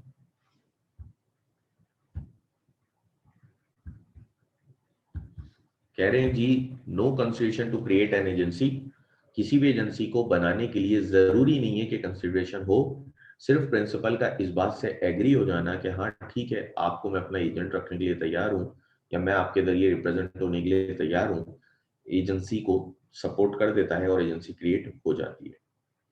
लेकिन याद रखें अगर ऐसी सूरत हाल है तो ये एजेंसी एक ग्रेटिट्यूअस है जिसमें आप कोई रिम्यूनरेशन नहीं दे रहे, तो ये तो इखलाकी तौर पे है ना कि कोई शख्स आपका एजेंट बन रहा है लेकिन आपसे कोई रिम्यूनरेशन नहीं ले रहा। तो ऐसी सूरत में वो बाउंड नहीं होता कि वो आपका काम पकड़े। अगर कोई शख्स है और उसको आपने एजेंट अपॉइंट किया है तो जरूरी नहीं है कि वो आपके हर काम पे, जो काम आप उसको दे रहे हैं वो उस पर हाँ भी बोले, हाँ ठीक है मैं ये काम करूंगा। लेकिन अगर एक दफा वो हाँ बोल देगा और काम हाथ में ले लेगा तो फिर वो बाउंड है कि वो उस काम को कंप्लीट करे। ठीक है। लेकिन नॉर्मली अमूमन एजेंट पेड होते हैं, उनको आप उनकी जो सर्विसेज होती है उसका एक रिम्यूनरेशन देते हैं। फॉर एग्जाम्पल अगर आप अपना घर भी सेल कराते हैं और कोई स्टेट एजेंट आपसे अमाउंट नहीं ले रहा, तो इसमें क्या है, सिर्फ एक प्रॉमिस हो रहा है तो कोई कंसिडरेशन नहीं है उसको। ठीक है, वो फ्री में काम कर रहा है, ग्रेटिट्यूअस है। लेकिन दूसरा ये है कि अगर आप उसको बाद औकात वो कमीशन भी लेते हैं, बल्कि अक्सर वो कमीशन ही लेते हैं, तो जब वो कमीशन लेते हैं तो वो भी एजेंसी है, लेकिन वहां पे आप देखें तो कंसिडरेशन है कि उसको कमीशन मिल रहा है। तो बात यही है कि एजेंसी के लिए कंसिडरेशन होना जरूरी नहीं है। नेक्स्ट है आपके पास काइंड्स ऑफ एजेंट। एजेंट की कुछ काइंड्स होती हैं। अच्छा, काइंड्स जो है हमने अथॉरिटी पॉइंट ऑफ व्यू से देखनी है पहले, from the point of view of the extent of their authority, कि किस किस एजेंट की क्या क्या अथॉरिटी होती है और उसके हिसाब से हम काइंड को देखते हैं। देखिए, journal agent. A journal agent is one who is employed to do all the acts connected with the particular business or employment. Journal agent वो होता है जो कि तमाम एक्ट करता है किसी भी पर्टिकुलर बिजनेस या एम्प्लॉयमेंट से लेके, जैसे कि आपकी कंपनीज की जो सीईओ होते हैं, ठीक है, वो एक जर्नल एजेंट है आपके। इसमें भी ये लिखा है, देखिए example, a manager of a firm, he can bind the principal by doing anything which falls within the ordinary course scope of that business, whether he is actually authorized or for any particular act or not, is immaterial, provided the third party acts bona fide. Third parties may assume that such an agent has power to do all that which is usual for the agent to do in the business concerned. ठीक है। अगर आप एक company खोलते हैं और उसमें किसी को और को मैनेजर या सीईओ बना के बैठा देते हैं, तो वो एक आपका जर्नल एजेंट होता है, क्योंकि वो आपको कॉन्ट्रेक्चुअल रिलेशंस वगैरह में ला सकता है। और इसमें एक इमटेरियल बात है कि आपने उसको क्या अथॉरिटी दी क्या नहीं दी, वो आपको नॉर्मल कोर्स ऑफ बिजनेस से लिंक जितनी भी चीजें हैं जो उस बिजनेस के स्कोप में आती हैं, उन तमाम के अंदर वो आपको कॉन्ट्रैक्ट में ला सकता है। बशर्त ये कि थर्ड पार्टी को उसका अथॉरिटी का पता ना हो कि इसके पास यह कॉन्ट्रैक्ट करने की अथॉरिटी थी या नहीं थी। ठीक है। जैसे कि फॉर एग्जांपल आपने एक सीईओ अपॉइंट किया, लेकिन आपने उसके हाथ में हायरिंग का प्रोसेस नहीं दिया कि तुम कोई बंदा नया अपॉइंट नहीं कर सकते। लेकिन अगर वो एक नया बंदा अपॉइंट कर लेता है कंपनी के अंदर, ठीक है, उसको साइन भी कर देता है, तो यहाँ पे, और वो बंदा 1 महीने काम कर लेता है, आपको 1 महीने बाद पता चलता है, तो जब आप उसको 1 महीने बाद अगर निकाल रहे हैं तो आप उसको सैलरी देंगे, क्योंकि आप बाउंड हैं। बस शर्त ये कि जो बंदा उसने अपॉइंट किया था उसको ये बात पता ना हो कि सीईओ साहब के भाई अथॉरिटी नहीं है कि वो किसी भी बंदे को अपॉइंट कर सके। ठीक है। तो ये एक जर्नल एजेंट होता है। इसके अलावा कुछ होते हैं स्पेशल एजेंट। स्पेशल एजेंट वो होते हैं जो किसी खास टास्क, पर्टिकुलर टास्क के लिए आप अपॉइंट करते हैं। जैसे कि फॉर एग्जांपल आपको अपना एक घर सेल आउट कराना था, आपने एक एजेंट अपॉइंट कर लिया कि यार ये मेरा घर बिकवा दो। आपने कार सेल करनी थी, आपने एक एजेंट अपॉइंट कर लिया कि यार ये मेरी कार सेल करवा दो। ठीक है। A special agent is one who is employed to do some particular act or represent his principal in some particular transactions. Example क्या यही लिखी हुई है, an agent employed to sell a motor car. As soon as the act is performed, the authority of an agent comes to an end. ठीक है। देखिए जी, अब special agent जो आप अपॉइंट करते हैं, तो स्पेशल एजेंट को आप एक काम दे देते हैं, टास्क देते हैं, वो टास्क पूरा करता है, उस टास्क में अथॉरिटी। ठीक है।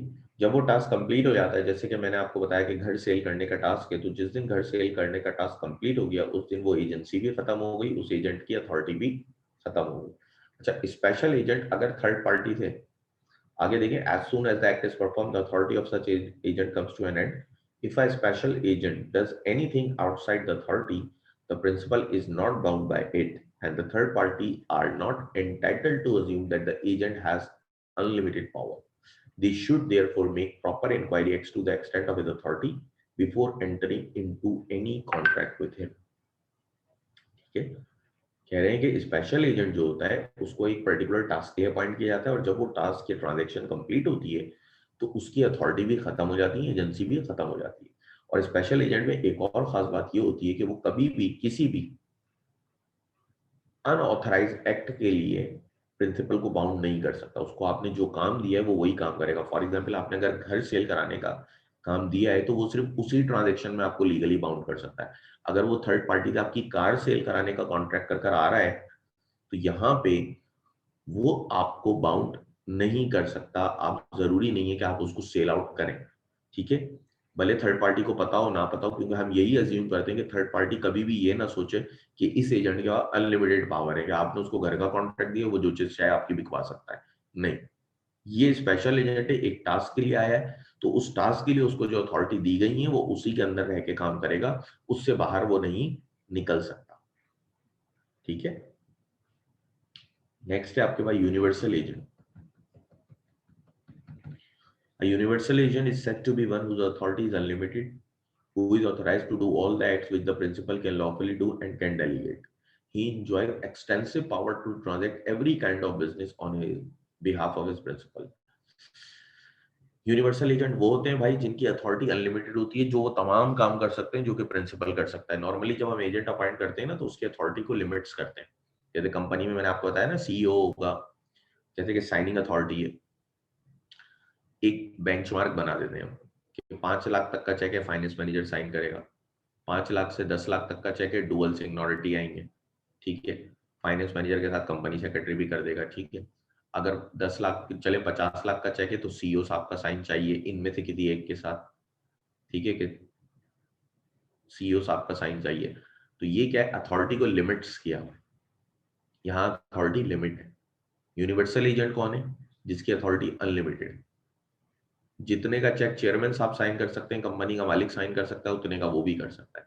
ये आपने क्या किया, उसकी अथॉरिटी को अनलिमिटेड कर दिया, ठीक है। तो ये है यूनिवर्सल एजेंट जो अनलिमिटेड पावर्स को एंजॉय करता है। बिल्कुल वैसे ही जो पावर प्रिंसिपल के पास होती है ना, वो तमाम की तमाम उसके पास भी होती है। तो वो एजेंट कहलाते हैं यूनिवर्सल एजेंट। ऊपर जितनी भी आपने तीनों पॉइंट ऑफ व्यू पढ़े थे वो तमाम के तमाम आपने अथॉरिटी से लिंक पढ़े थे। मजीद हम पढ़ते हैं another classification from the point of view of the nature of work performed by them, agent may be classified into। अब दो मेजर क्लासिफिकेशन होती हैं जब हम नेचर ऑफ वर्क के हिसाब से देखते हैं।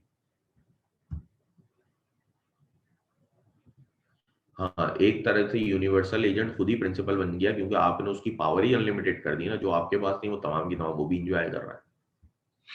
लेकिन तब भी उसके एक्ट का जिम्मेदार बेटा होगा प्रिंसिपल ही। तो कभी भी किसी को यूनिवर्सल एजेंट बनाने से पहले 100 बार सोचने। अच्छा, दूसरी क्लासिफिकेशन है नेचर ऑफ वर्क परफॉर्म के हिसाब से, कि जो काम के एतबार से करेंगे। तो दो मेजर क्लासिफिकेशन है, एक मर्केंटाइल एजेंट है, एक non mercantile agent. Mercantile agent कौन होते हैं, जो आपको अथॉरिटी देते हैं, जिनको आपके वो आपके कहने पे गुड्स बाय करें या सेल कर सकें, या उनको प्लेज वगैरह करके सिक्योरिटी करके सिक्योरिटी के तौर पे रखवा के आपके लिए फंड्स जनरेट कर लें, रेवेन्यू जनरेट कर लें, जो भी चीज का फंड्स जनरेट कर लें, ठीक है। तो वो मर्केंटाइल एजेंट्स कहलाते हैं। अब इसमें भी मुख्तलिफ कैटेगरीज होती हैं, फैक्टर होता है, कमीशन होता है, डेलीकेटरी एजेंट होता है। एक एक करके हम पढ़ते हैं। फैक्टर आपने पहले भी पढ़ा था, दोबारा पढ़ लें। फैक्टर क्या है, factor is the mercantile agent to whom goods are interested for sale. He enjoyed wide discretionary powers in relation to the sale of goods. He sell the goods in his own name upon such terms as he thinks fit. He may pledge the goods as well. ठीक है जी। क्या कहते हैं कि factor जो है वो एक ऐसा एजेंट होता है जो गुड्स की सेल वगैरह करता है, लेकिन इसके पास कुछ अलग से पावर होती है। क्या पावर होती है, ये अपने नाम पे गुड्स सेल आउट करता है प्रिंसिपल को डिस्क्लोज किए बिना। अपनी टर्म्स एंड कंडीशन पे गुड्स सेल करता है, जो इसको लगता है कि फिट है ये उस पे सेल कर देता है, ठीक है। ऐसे एजेंट को हम फैक्टर कहते हैं। होता मर्केंटाइल ही है, लेकिन मर्केंटाइल के अंदर कौन सा होता है, फैक्टर होता है। ऐसा एजेंट जो कि अपने नाम पे गुड्स सेल कर सकता हो, प्रिंसिपल को डिस्क्लोज ना करता हो, और अपनी टर्म्स एंड कंडीशन पे गुड्स सेल आउट कर सकता है, वो फैक्टर कहलाता है। और फैक्टर गुड्स की प्लेज भी कर सकता है, हालांकि ये नॉन ऑनर है। लेकिन प्लेज बाय नॉन ओनर में हमने पढ़ा था कि फैक्टर भी गुड्स को प्लेज कर सकता है, ठीक है। वहां पे आपने पढ़ा था ना मर्केंटाइल एजेंट, तो उस मर्केंटाइल एजेंट में जो फैक्टर होता है ये बेसिकली गुड्स को प्लेज कर सकता है। दूसरा है commission agent. Commission agent who buys or sell goods for his people on the best possible term in his own name and who receives commission for his labor, ठीक है।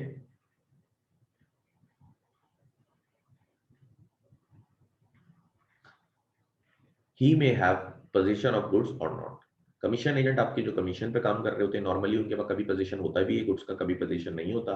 वो पहले ऑर्डर रिसीव करते हैं, उसके बाद जाके वो आपको ऑर्डर प्लेस करते हैं और अपना कमीशन लेते हैं, ठीक है। जो भी बेस्ट पॉसिबल टर्म्स होती हैं जो कि प्रिंसिपल ने उनको बताई भी होती हैं वो उसी पे गुड्स सेल आउट करते हैं, ठीक है। जैसे मार्केट में होते हैं ना कमीशन एजेंट आते हैं, कमीशन होता है, ठीक है। वो उनको जो टर्म्स कंडीशंस बताई हुई होती हैं वो उसी पे गुड्स को सेल आउट करते हैं, जो उनको लगता है कि बेहतरीन है वो उस पे गुड्स को सेल कर देते हैं, ठीक है। ऑर्डर लेकर आ जाते हैं, बाद औकात उनके पास गुड्स होती हैं पोजीशन में, बाद औकात नहीं भी होती हैं। वो ऑर्डर लेकर आते हैं मार्केट से, आपको ऑर्डर देते हैं, आप उनको कमीशन पे करते हैं, ठीक है। नेक्स्ट है आपके पास डेल क्रेटरी एजेंट। ये वो एजेंट है जिसका कमीशन अमाउंट थोड़ा सा ज्यादा होता है। वो ज्यादा इसलिए होता है क्योंकि ये आपकी गारंटी भी लेता है प्रिंसिपल से। ये कहता है मैं थर्ड पार्टी को जो गुड सेल कर रहा हूँ क्रेडिट वगैरह पे, अगर कल को थर्ड पार्टी डिफॉल्ट करती है तो मैं आपको पे करूँ, ठीक है। ये कहता है कि अगर थर्ड पार्टी डिफॉल्ट करती है तो मैं आपको पे ऑफ करूंगा। He is one who is in consideration of an extra commission guarantees his principal that the third person with whom he enters into contract on behalf of the principal shall perform their financial obligations. That is, if the buyer does not pay, he will pay. Thus, he occupies the position of a surety as well as an agent. कह रहे हैं कि ये एक ऐसा agent है, वही बात मैंने कही कि ये गारंटी भी लेता है कि अगर थर्ड पार्टी ने आपको पेमेंट नहीं दी तो मैं पे करूंगा। इसी वजह से ये कमीशन भी एक्स्ट्रा लेता है और ये हमारे पास कहलाता है डेल क्रेडरी एजेंट। और जो एक्स्ट्रा कमीशन ये ले रहा होता है ना वो कहलाता है डेल क्रेडरी कमीशन, ठीक है। क्योंकि ये एक श्योरिटी की पोजीशन भी लिया हुआ है, क्योंकि ये ना सिर्फ गुड सेल कर रहा है बल्कि श्योरिटी भी दे रहा है कि पेमेंट अगर नहीं दी तो मैं अपनी जेब से दूंगा, इसलिए इसका कमीशन अमाउंट भी ज्यादा होता है। फिर आपके पास होते हैं ब्रोकर्स। सबसे कॉमन है, आप लोगों ने सुने भी होंगे बहुत से। He is one who is employed to make contract for the purchase and sale of goods. He is not interested with the position of goods.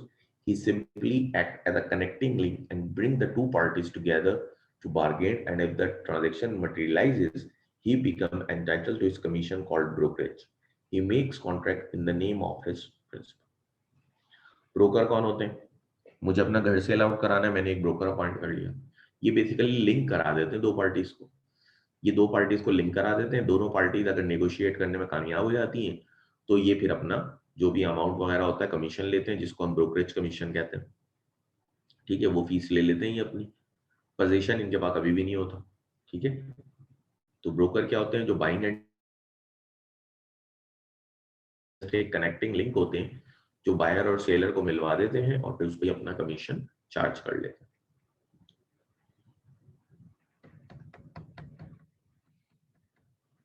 फिर आपके पास है नॉन मर्केंटाइल एजेंट। एक क्वेश्चन है सर ब्रोकर बता दें, broker बता देते हैं, दोबारा बता देते हैं।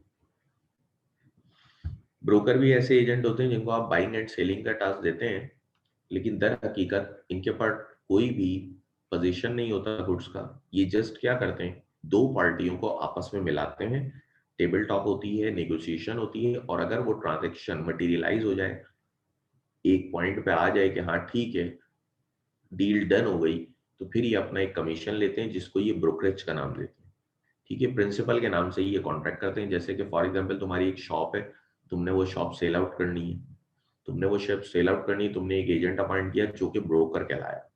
क्यों? क्योंकि उसके पास पोजीशन नहीं है, वो एक पार्टी ढूंढेगा, पार्टी ढूंढ के लाएगा तुम्हें और उसे आपस में बात कराएगा, तुम दोनों की एक बनती है तो फिर तुम इस कमीशन दोगे, ठीक है, अगर डील बन जाती है। तो ऐसे शख्स को ब्रोकर कहते हैं। और फिर जो कॉन्ट्रैक्ट वगैरह होते हैं वो तमाम के तमाम तुम्हारे नाम पे ही होंगे, प्रिंसिपल के नेम पे ही होंगे।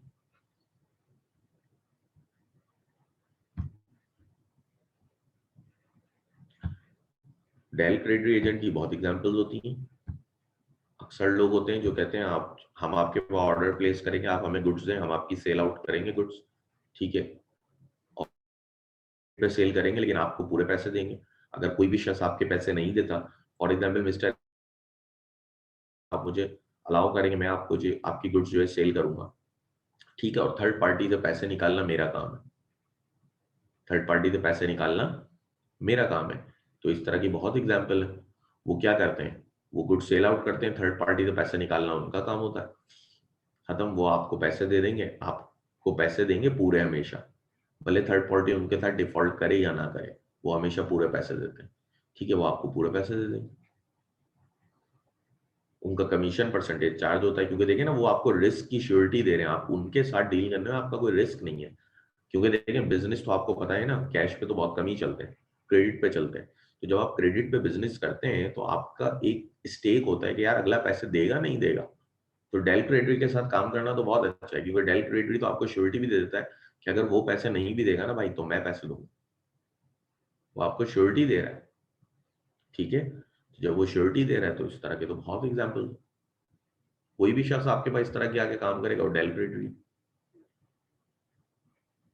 डेल क्रेडिट देखें एजेंट के तो हर एक्ट का लायबल प्रिंसिपल है, डेल क्रेडिट हो ब्रोकर हो, जो एक्ट एजेंट करेगा उसका लायबिलिटी प्रिंसिपल ही है। प्रिंसिपल को तो हर एक्ट लायबल ठहराता है। ये तो रूल ऑफ थंब है, जर्नल रूल है ना, ये तो हम जर्नल रूल में पढ़कर आ रहे हैं। तो जर्नल का मतलब ये है कि हर एजेंट पे हर जगह जहां एजेंसी होगी ये बात अप्लाई होगी कि जो भी एजेंट का एक्ट है उस हर एक्ट लाइबल जो है वो प्रिंसिपल ही है। ये तो रूल ऑफ थंब है, ठीक है।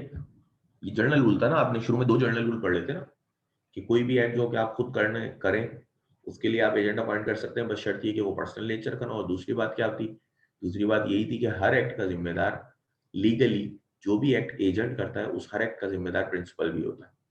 वो बिल्कुल प्रिंसिपल के लिए एक्ट वैसे ही है जैसे कि उसने खुद किया है। तो ये एक जर्नल बात है, जहां पे भी एजेंसी क्रिएट हो रही होगी, भले किसी भी तरह से क्रिएट हो रही हो, किसी भी एजेंट के साथ हो रही हो, लेकिन जहां भी एजेंसी एग्जिस्ट करेगी वहां पे ये रूल एग्जिस्ट करेगा।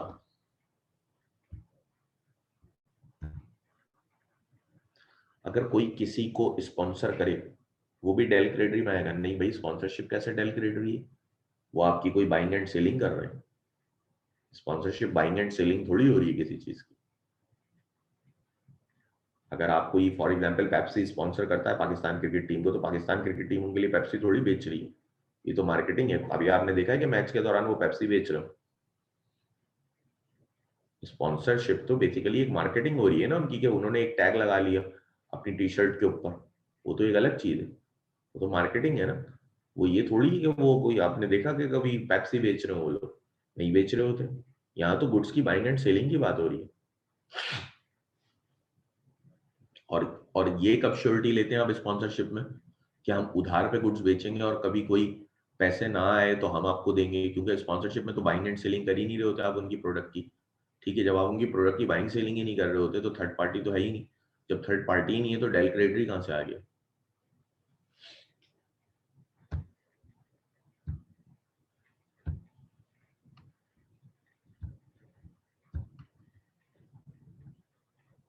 अच्छा जी, इसके अलावा होते हैं आपके नॉन मर्केंटाइल एजेंट्स।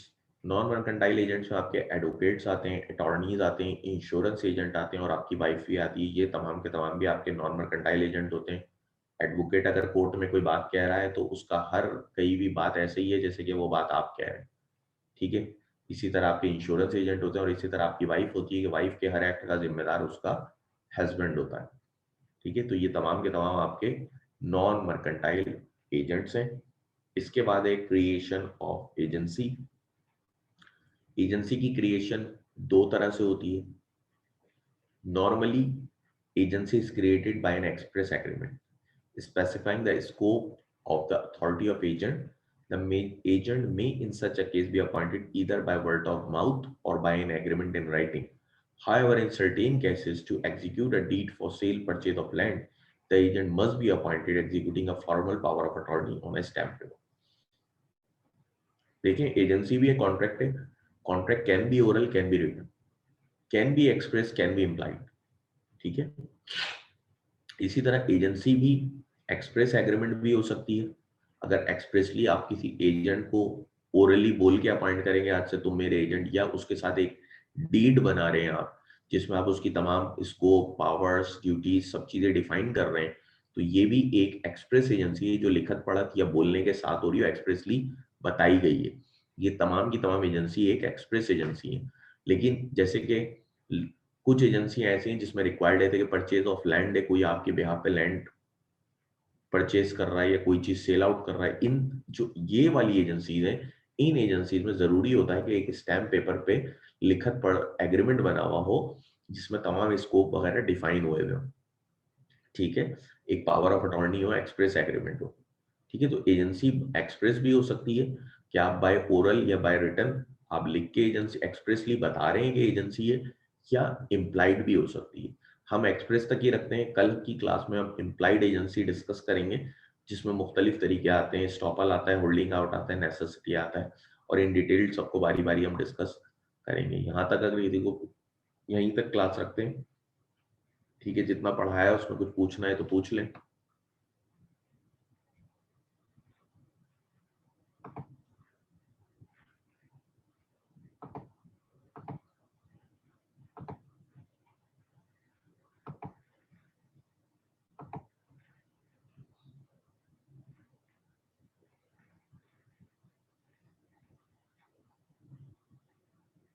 ठीक है जी, नहीं आया कोई सवाल, यहीं तक रखते हैं। अल्लाह हाफिज।